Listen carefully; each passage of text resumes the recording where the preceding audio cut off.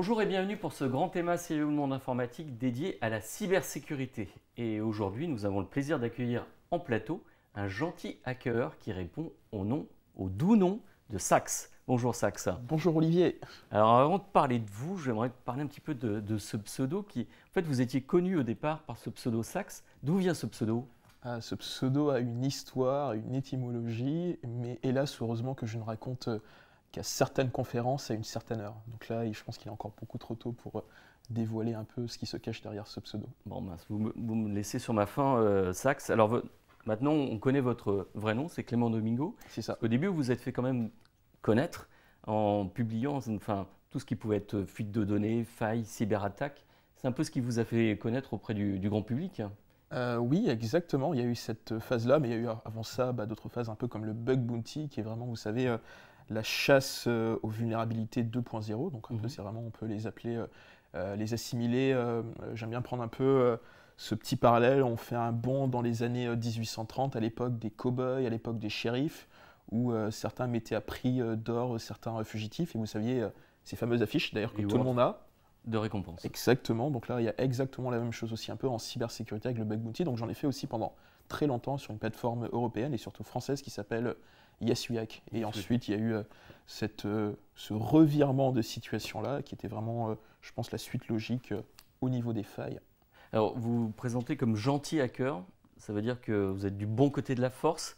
Quel est un peu votre parcours en quelques mots? Parcours en très rapide, j'arrive en France, je fais mes études supérieures, en parallèle de ça, qui n'ont rien à voir avec la cybersécurité. En parallèle de ça, je découvre un peu ce monde-là. Je commence à discuter avec des gens qui ont une vraie éthique, et ça jamais assez, je ne le dirai. Je pense que je serais tombé sur d'autres personnes, ça aurait été un peu plus compliqué, ou en tout cas, je n'aurais pas ce parcours que j'ai actuellement. Et surtout, en parallèle de ça, on commence à faire des compétitions de cybersécurité que certains connaissent qui s'appellent les fameux capture de flag pour les fameux CTF.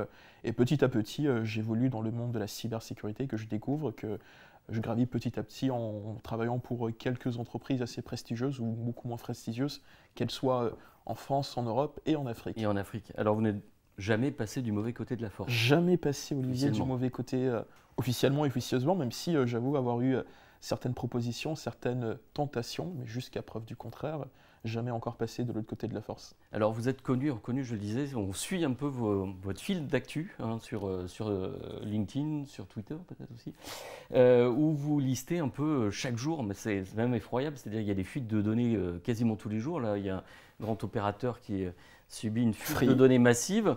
Il y a quelques semaines, c'était un autre opérateur qui avait suivi SFR, en effet, des fuites de données massives.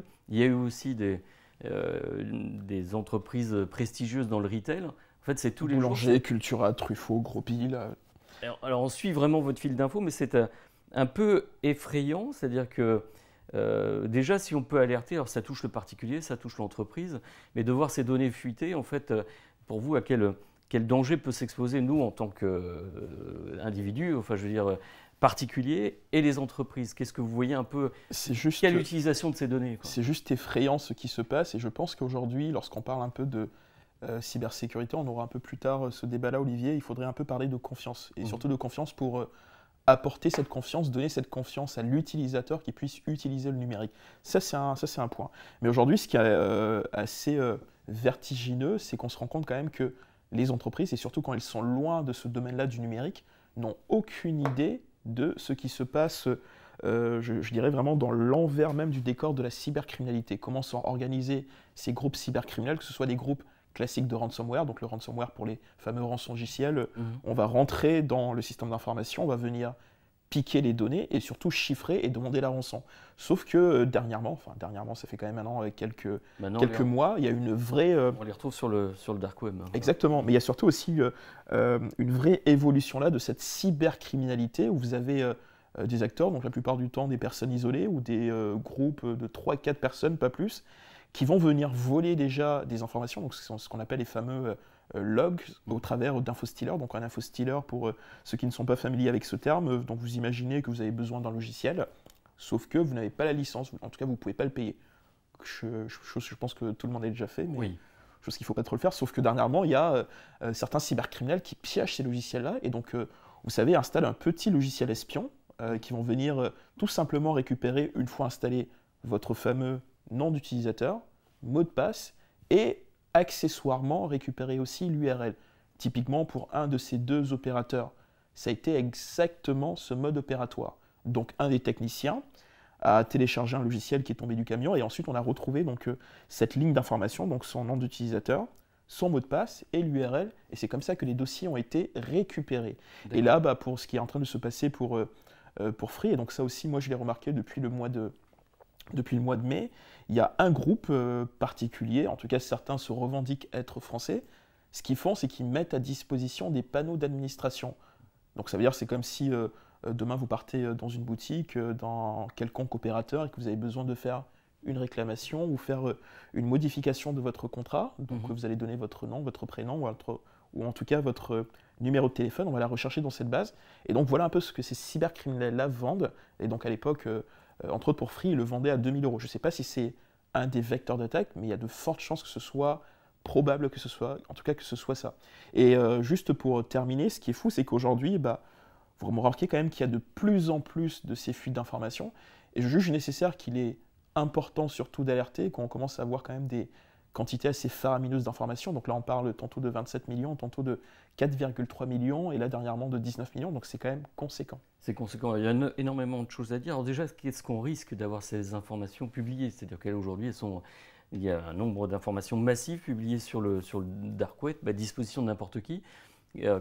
Qu'est-ce qu'on risque quand on est particulier ou entreprise d'avoir ces informations divulguées sur le net? Quand on est particulier aujourd'hui, déjà, il faut dire qu'il y a beaucoup qui se sentent un peu laissés, abandonnés à eux-mêmes. Ils ne savent pas que faire parce que c'est pas dans leurs habitudes de se faire voler des données. Donc il y a certains qui sont totalement paniqués. Mais ce qu'on risque, je dirais parce que là, trois choses. Les entreprises disent oui, il n'y a pas les mots de passe. Ah il y a les IBAN. Et ça, on va en discuter un peu tout à l'heure sur la fameuse communication de crise, qui, à mon sens, est très importante. Quand vous êtes un particulier, que vous avez votre nom, votre prénom, votre numéro de téléphone, votre adresse mail, et encore pire, votre adresse postale complète, voire le numéro d'étage, le numéro de la porte. Le premier risque, c'est l'usurpation d'identité. L'usurpation d'identité, elle est folle. Et au-delà de ça, c'est aussi un peu des moyens pour que des conseillers, pour que des personnes vous appellent au téléphone, parce que maintenant, si ça se fait de plus en plus directement, on vous appelle, on se fait passer soit pour votre conseiller, ou alors pour le service client, en essayant de vous mettre en confiance, pour vous demander encore beaucoup plus d'informations, voire surtout vous demander vos coordonnées bancaires. Et là, dans le cas un peu actuellement dont tout le monde parle, qui est un peu la cyberattaque sur Free, quand vous avez un peu les IBAN, donc d'ailleurs c'est un gros débat, qu'est-ce qu'on peut faire avec un IBAN? On peut quand même en faire tout un tas de choses, dont une que je vais juste donner. On imagine que moi je crée une société fictive à côté, et qu'avec votre IBAN, avec votre BIC, je me fais passer pour cette quelconque société, et je commence un peu à prélever, vous savez, un peu le fameux mandat CEPA que certains d'entre nous ont à la fin du mois sur des applications, sur des services quelconques. En fait, ça ouvre la porte à tout type de fraude, y compris dans les entreprises. Énorme. À des fraudes, à des arnaques de type arnaque au président ou de faux virements bancaires, par exemple. Exactement, ouais. Mais en fait, c'est quand même hallucinant, là, parce que ce que vous publiez sur le web, c'est quasiment tous les jours. Il y en a tous les jours. Comment peut-on arriver à avoir de telles fuites de données de façon massive? C'est-à-dire que, en fait, et on a l'impression qu'on est désarmé, que la gestion de crise ou communication de crise des entreprises est un peu calamiteuse. Et puis, on a une absence, qui semble être une absence de réaction de la CNIL, par exemple. En fait, là, on touche à des fuites de données. Donc, en fait, comment vous voyez-vous le bas, on a l'impression que j'allais dire la question où le bas laisse, mais il a l'air de blesser un peu partout. Voilà, à bien des égards, vous avez bien raison, Olivier. Aujourd'hui, je juge que on n'est pas assez sensibilisé. Quand je dis on, une fois de plus, c'est le tissu économique. Quand on parle de cybersécurité, après, ce n'est que mon avis, j'assume mes propos, j'assume ce que je dis.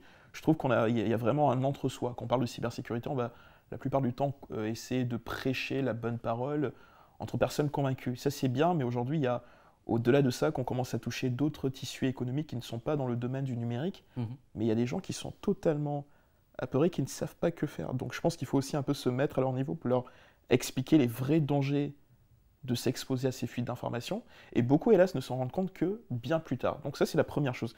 La seconde chose, tant qu'il n'y aura pas des choses qui descendent, là, on va toucher un peu au niveau du politique, avoir des choses qui sont bien claires. Là, dernièrement, on a eu la chance de tous voir ce qui s'est passé le 17 octobre 2024 avec l'adoption enfin de Nice 2 dans sa deuxième version. Alors ça, c'était la date normalement où on devait appliquer la directive en France. Exactement. On est un peu en retard.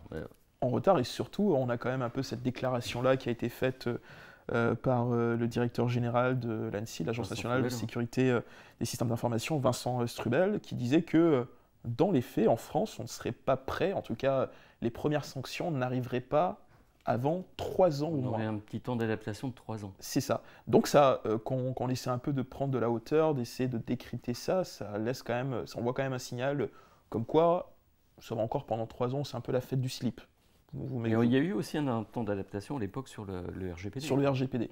Sauf que là, je pense quand même qu'il y a un peu urgence à, en tout cas, mettre en œuvre de marche tout ce qu'il faut pour arrêter ces fuites d'informations. Et il y a surtout aujourd'hui un autre souci aussi, c'est qu'on a un peu l'impression que cyberattaque après cyberattaque, c'est à chaque fois le même procédé qui va partir vraiment de la découverte de cette cyberattaque, puis après certaines entreprises qui sont plus ou moins transparentes avec des communiqué de presse totalement laconique. Je ne viserai cette fois-ci aucune entreprise, mais tout le monde verra à peu près de quoi je parle. Et surtout, vous vous dites, finalement, il ne s'est rien passé, c'est pas grave. Alors que si.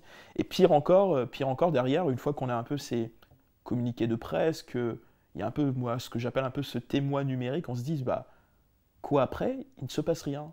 Il y a éventuellement plus de suivi, on ne sait plus du tout où c'en est, quels sont mis en place. Et surtout, une fois de plus, les usagers, les clients, les abonnés, les administrés, tout ce que vous voulez, sont totalement laissés à eux-mêmes, ils ne savent pas que faire. Mais en attendant, il y a leurs données qui sont dans la nature, et donc parmi ces personnes-là, des personnes qui, elles, sont fragiles. Donc c'est très compliqué. Et je pense qu'il faut un peu venir changer ça pour avoir une meilleure adoption en tout cas de cette cybersécurité dont on parle. Mais dans ces grands groupes, est-ce que ça veut dire, vous parliez un peu d'entre-soi, qu'il y a des équipes cyber qui ne fonctionnent pas avec le reste de la structure? C'est-à-dire que, par exemple, d'avoir une relation plus proche avec la direction générale, une implication de la direction générale, ce qui va obliger Nice 2. C'est-à-dire Nice 2 va impliquer de manière beaucoup plus forte les directions générales. Donc, est-ce qu'il n'y a pas un problème de liaison entre l'IT et la direction générale? Sans doute depuis quelque temps, mais ça tend à se réduire, mais entre la cybersécurité et la direction générale, déjà. Et puis, la communication, c'est-à-dire la communication externe, la communication de crise. Il y a un point qui, pour moi, est très important aujourd'hui à dire, c'est que dans pas mal de grands groupes ou de moyens groupes, il y a des équipes formidables qui font un travail assez remarquable. Hélas, on ne les met pas souvent aussi en avant, mais surtout, elles manquent de moyens. Aujourd'hui, quand vous voulez faire de la cybersécurité et que vous n'avez pas les moyens, c'est compliqué. Et c'est encore pire, Olivier, quand dans une entreprise, vous n'avez pas ce qu'on appelle un VIP qui est convaincu de ça, donc il peut un peu aller au niveau du board, au niveau du comité vraiment, en tout cas du conseil d'administration, du COMEX, dire c'est un sujet qu'il faut qu'on prenne à bras le corps. Il va falloir qu'on mette ça ou ça, il va falloir qu'on investisse parce que faire de la cybersécurité, c'est investir. Je pense qu'aujourd'hui, il ne faut pas voir la cybersécurité comme étant un centre de coût, mais vraiment comme un centre de profit, parce que faire de la cybersécurité, c'est outre le fait un peu d'envoyer un message comme quoi on prend vos données personnelles en considération. Vous parliez de confiance, c'est un atout concurrentiel, c'est-à-dire pouvoir établir cette confiance Il est énorme. Ses clients et son écosystème. Totalement. Merci d'ailleurs de me relancer sur ça. Et aujourd'hui, d'ailleurs, je pense que lorsqu'on parle un peu de cybersécurité, c'est un terme que beaucoup ne comprennent pas. C'est un terme surtout qui va être assez souvent connoté, voire associé, voire même très souvent associé, vous savez, à ces pirates, à ces cybercriminels, un peu à des choses qui sont compliquées et finalement qui n'intéressent pas monsieur et madame tout le monde parce qu'on va se sentir exclu, alors que la cybersécurité, c'est quelque chose qui nous concerne absolument tout. Qui concerne tout le monde. Et en fait, là, dans tout ce qu'on a vu sur ces fuites de données massives, est-ce qu'à chaque fois, le point faible, ça reste l'humain? Vous parliez d'un technicien qui avait installé un logiciel qu'il n'aurait pas dû installer. C'est toujours un peu le même schéma. Il y a toujours, on le répète sans arrêt, le point faible est entre le clavier et la chaise. C'est toujours en fait une problématique humaine. Hélas, en moyenne aujourd'hui, 8 cyberattaques sur 10, qu'elles soient viennent et sont dues, hélas, du fait vraiment de l'humain, parce qu'il n'a pas été assez sensibilisé, parce qu'il y a eu beaucoup trop vraiment de laxisme, qui fait que c'est lui qui va être ce maillon faible-là de la chaîne par lequel la cyberattaque va arriver. Et je juge aujourd'hui tellement important et tellement nécessaire de faire cette fameuse sensibilisation dont certaines boîtes commencent un peu à mettre en place, mais il faut faire de la sensibilisation qui puisse être pertinente. Je m'explique. Il y a pas mal aujourd'hui de sensibilisation ou de formation où vous avez des MOOC qui sont très bien, ou alors on va dire aux gens ne clique pas sur ce SMS, ne clique pas sur ce lien, ou alors sans pour autant qu'on leur montre les dégâts que ça peut faire.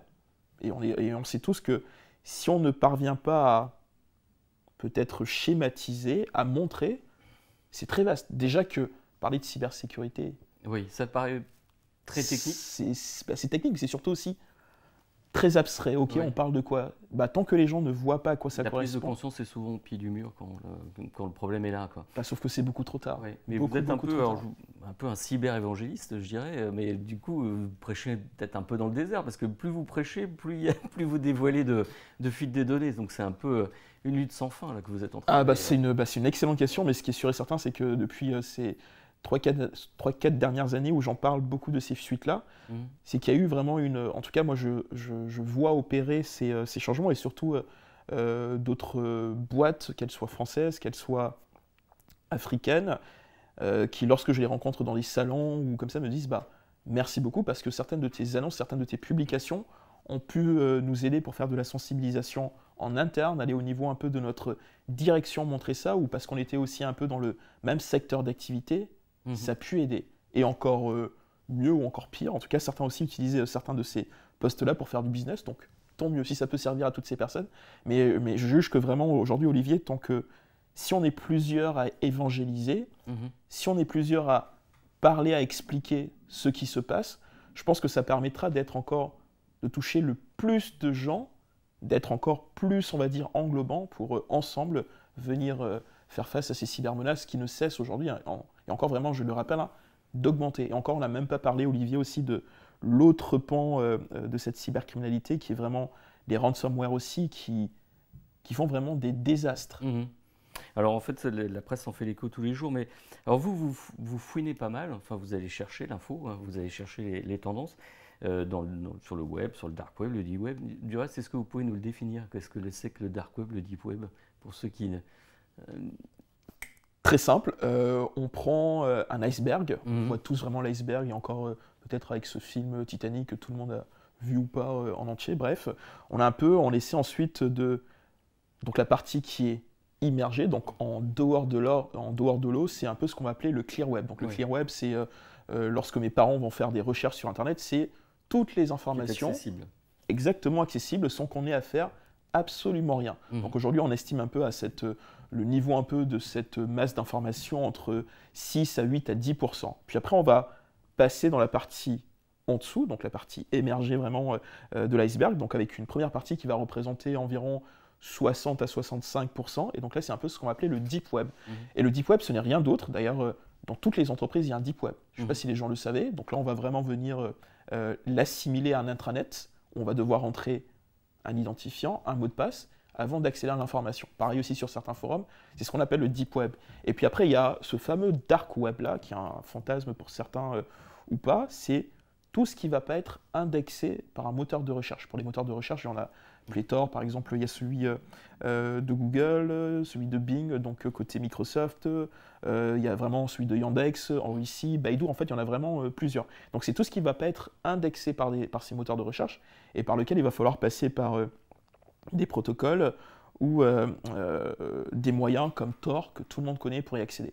Et j'aimerais faire une autre petite précision, enfin deux, et la première, c'est que lorsqu'on parle de dark web, c'est tout de suite assimilé à de la cybercriminalité, à de la pédopornographie.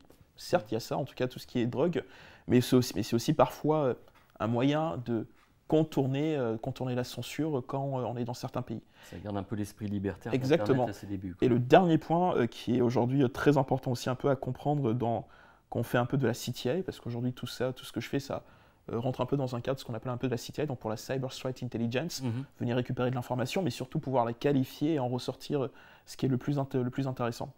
Aujourd'hui, ce dark web-là, il a tendance aussi un peu à se déporter vers Moi, ce que j'appellerais la très bonne porte vers le dark web aujourd'hui, c'est Telegram. Mhm. Telegram, on en a beaucoup parlé, entre autres avec l'arrestation Oui, de Pavel Durov. de Pavel Durov, qui a Mhm. d'ailleurs fait évoluer beaucoup de choses. Et ce serait d'ailleurs très intéressant de voir comment ça va évoluer là dans les prochaines semaines et dans les prochains mois. Et Telegram, ce qui est intéressant aujourd'hui sur Telegram, c'est que vous n'avez pas besoin de compétences assez pointues, assez techniques, pour commencer à mettre un pied dans cette cybercriminalité. D'ailleurs, il y a des jeunes. D'une manière générale, de toute façon, tout devient as a service. On a des ransomware as a service. En fait, on a une démocratisation de ces outils de hacking, malheureusement. Mais qu'est-ce qui vous inquiète particulièrement? C'est-à-dire là, vous fouinez, je vous dis un peu fouineur du dark web. Qu'est-ce qui vous inquiète? Qu'est-ce que vous voyez émerger? Qu'est-ce que vous dites, oh là là, qu'est-ce qui peut vous inquiéter aujourd'hui? 3 choses. La première chose dont on parle très peu, même si, quoique, il y a certains journalistes, comme d'autres journalistes, un peu comme certains de vos confrères, comme Valérie Marchiv, qui suivent un peu ça, c'est ce qu'on appelle l'évolution des courtiers en accès initiaux, donc les fameux IAB, Initial Access Broker, tout simplement. Donc c'est vraiment ces personnes, ces cybercriminels, mais qui ont un rôle bien prédéfini. Leur rôle, c'est juste de venir collecter massivement des accès à des entreprises, à des très grosses entreprises, à des petites, et les revendre. Et sauf qu'aujourd'hui, ça explose, et ce qui fait que vous pouvez parfois retrouver un peu juste ce qu'on appelle des combolistes. Donc une comboliste, ce n'est rien d'autre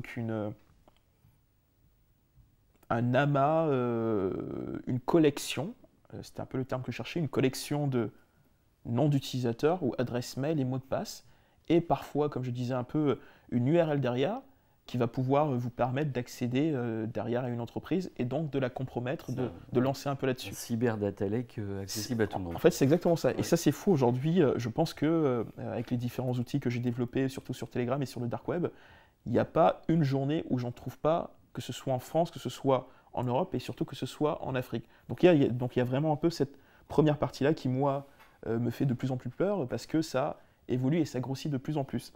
La deuxième, c'est un peu ce switch-là, un peu cette bascule qui s'opère vers les cybercriminels classiques qui eux font du ransomware, qui quand même sont un peu techniques, et ces petites frappes de la cybercriminalité que j'appelle, qui eux vont commencer, d'ailleurs comme on a pu le voir avec Free, avec SFR, avec Cultura, Boulanger, et toutes les autres cyberattaques qui ont pu arriver ici en France, s'introduire dans des entreprises, juste voler les données, et ensuite aller les republier, les revendre sur des plateformes équivalentes à un Amazon de la cybercriminalité en vous disant bah moi j'ai tant de volume de données, je vous les vends par exemple pour quelques centaines d'euros, pour quelques milliers d'euros. Ça touche tout le monde. Ça touche absolument tout le monde. PME, et le troisième point... Et en plus en fait c'est moins risqué que du trafic de drogue quoi, en fait.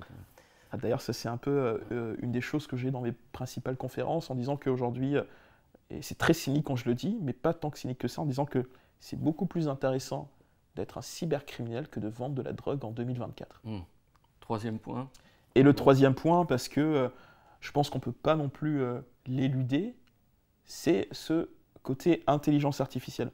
Aujourd'hui, vous pouvez tomber sur Telegram, sur des groupes qui soient privés ou semi-privés avec des liens d'invitation, où vous avez carte en main, on vous explique comment aller prendre un LLM, comment aller télécharger des outils, des superbes outils comme Ollama, venir câbler ça, récupérer des choses sur Hugging Face et commencer à faire des choses assez dégueulasses par rapport un peu, en tout cas venir c'est-à-dire que le scénario d'attaque, que ce soit avec du social engineering, le texte, le profil de la personne et tout ça, est boosté par l'IA, c'est une réalité aujourd'hui. En fait, vous avez absolument tout. Et ça, je commence moi à le voir de plus en plus dans des groupes qui soient plus russophones, du côté, on va dire, un peu sino là-dessus. Et en fait, de plus en plus avec vraiment des manuels. Enfin, vous n'avez même plus besoin, comme je disais, d'être un expert. Vous les prenez, mais en main, voilà, 2-3 petits clics. En fait, il y a même certains aujourd'hui maintenant qui vous proposent aussi un service, moyennant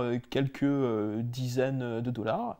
Vous installez une interface graphique, donc du clic, et vous cochez des choses, et derrière vous avez un peu votre scénario, en tout cas la cible que vous voulez attaquer. Et ce qui est fou aussi, c'est que ça vient juste pour clore ça, c'est que quand vous êtes aussi un peu soit un red teamer ou un pentester, vous savez les personnes qui vont faire les tests d'intrusion, vous avez aujourd'hui aussi certains modèles qui vont vous permettre, vous n'avez même plus besoin, on va dire, de taper, vous mettez la cible dans cette IA, qui est juste un abus de langage, vous tapez en texte naturel, en lui disant, scanne-moi ce site-là, et trouve-moi les vulnérabilités les plus classiques basées sur l'OWASP là-dessus. Et voilà un peu aujourd'hui, on va dire, des tendances que je commence à voir et qui, hélas, en tout cas, vont faire que évoluer dans les prochaines semaines et prochains mois. Vous allez être remplacé par l'IA, gentil hacker.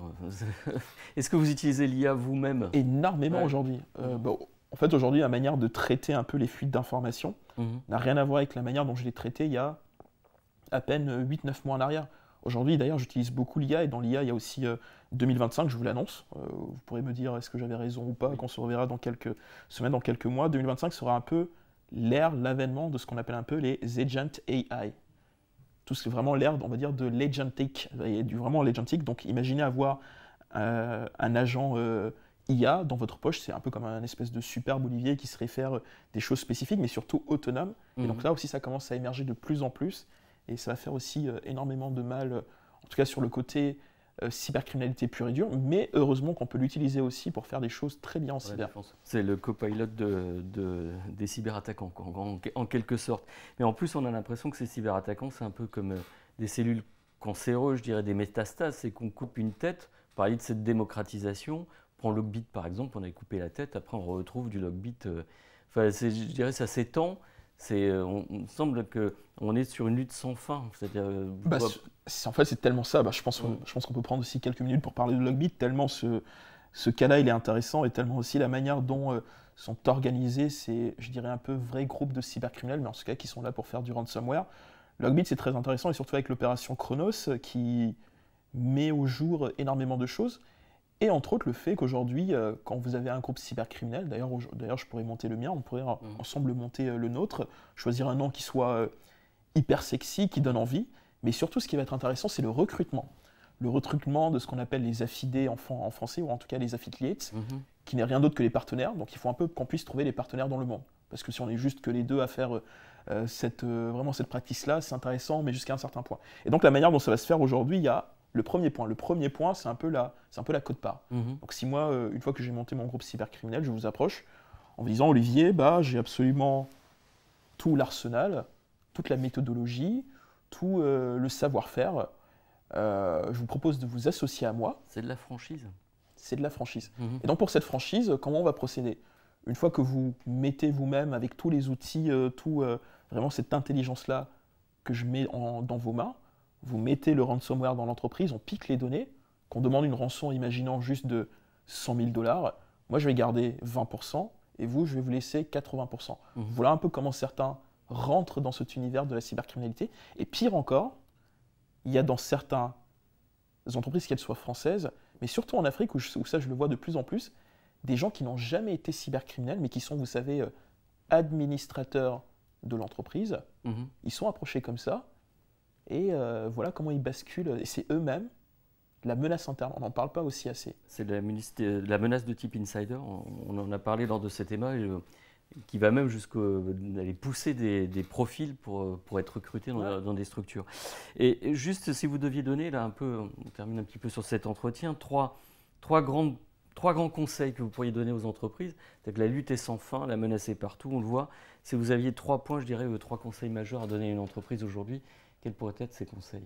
Le premier point qui est le plus important, parce que pour moi, c'est de savoir investir et d'investir de manière intelligente, peu importe la taille de l'entreprise. Et je fais surtout aussi référence aux toutes petites entreprises qui parfois se disent on n'a pas le budget ou on ne sait pas quoi prendre. Faire une matrice de risque, se dire très simplement par rapport à mon business que j'ai, qu'est-ce qui serait dramatique? Une fois qu'on a établi ça, se dire comment on peut facilement investir sur des choses simplement pour venir contrecarrer ces points-là, et en parallèle, la formation, parce qu'elle est tellement importante. Ça, c'est la première chose. On ne peut pas non plus investir partout, donc il faut prioriser. C'est exactement ça. Matrice de risque. Matrice de risque. La deuxième matrice de risque est sensibilisation.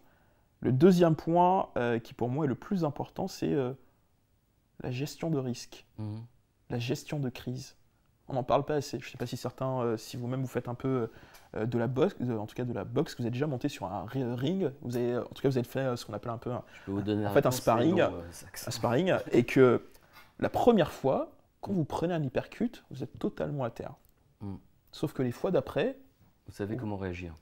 Surtout, vous apprenez à encaisser, vous apprenez à éviter à parer, ce qui fait que c'est beaucoup mieux.